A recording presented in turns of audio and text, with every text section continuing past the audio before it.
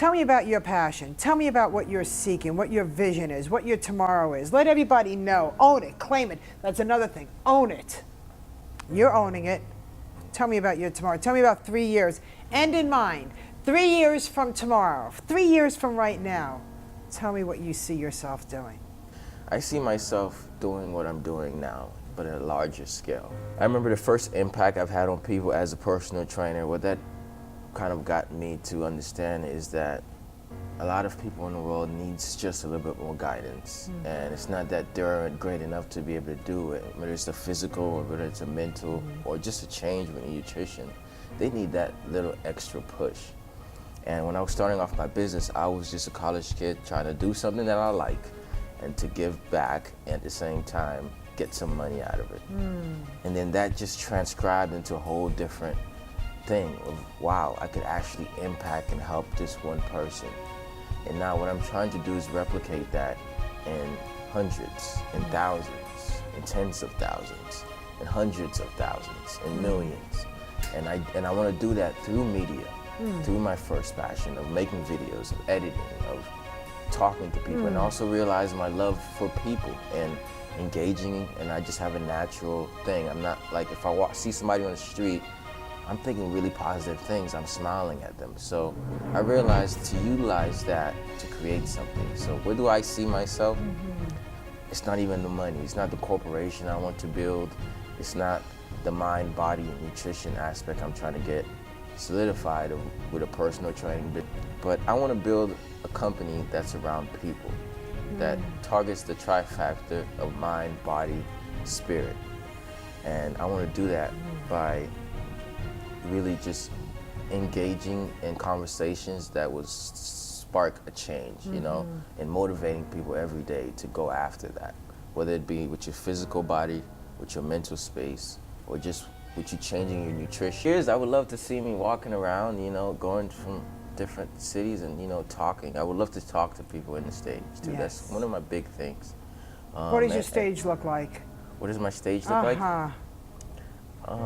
Very simple. I think I want very simple, simplicity, no flashes, natural. What's your audience look like? My audience? Where are you talking? Tell me about that. Where am I talking? Let's visualize this.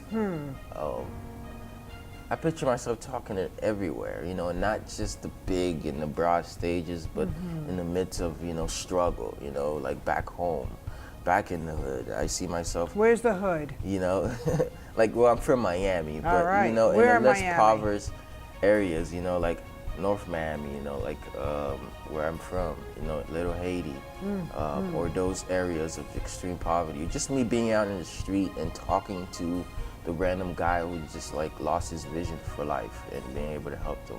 So I see the big things, I see the small steps, and I just... In order to bring the small stuff, you have to make a living while making a difference. Right. Happiness equals success. Do what you love so you could have the success to bring others what they need to hear. In the beginning of the year, I was like, I want to get some jobs on the side to make things happen, because when you start up entrepreneur, it's pretty hard, right? But sometimes in life, your decisions have to be deterred by what you're supposed to do. So I was like, I'm gonna get some jobs, I'm gonna make it happen. So that was taken away from what I was doing, taken away from this, taken away from my videos, which inspires people. And I was like, I wanna get a job, but God said to me, listen, Ed, this is not for you. I have something for you to create, and I don't care if you're not gonna be able to pay your bills. You know, I don't care if you're not gonna, you know, if sometimes things are gonna be rough, it's gonna be rough, but you're gonna go through this. And out of this darkness, I'm gonna mold you into a diamond, right? And I see it happening every day. So now instead of like, how can I make money? I don't wake up like, how can I make money? I'm like, how can I become better? So that's why I have my show, right? I have a show, I interview people. And when they come on my show, they're making me better, right? They're not only making me better, but they're introducing me to the right people. I'm afraid to admit it, I love the dirt too. Sometimes like I'm like, I like being in a bad situation because I see how much like how much more I work and operate. Not that I want to be in that forever, but I learn from it and try to move forward. It But I does. kind of like love it a little You bit. appreciate those You challenges, appreciate man. Those challenges. You really do. I've learned to love the dirt, and by the dirt, I just mean sometimes being down as, like this show came out of me struggling, actually. I run my own business, and like being in college, like I failed school and I got kicked out of school. And when I got kicked out of school, I didn't really know what to do with my life. I'm like, yeah, it's been 4 years, I'm here, I got kicked. Well, I didn't get kicked out of school, I got suspended, right? That was my down point, January.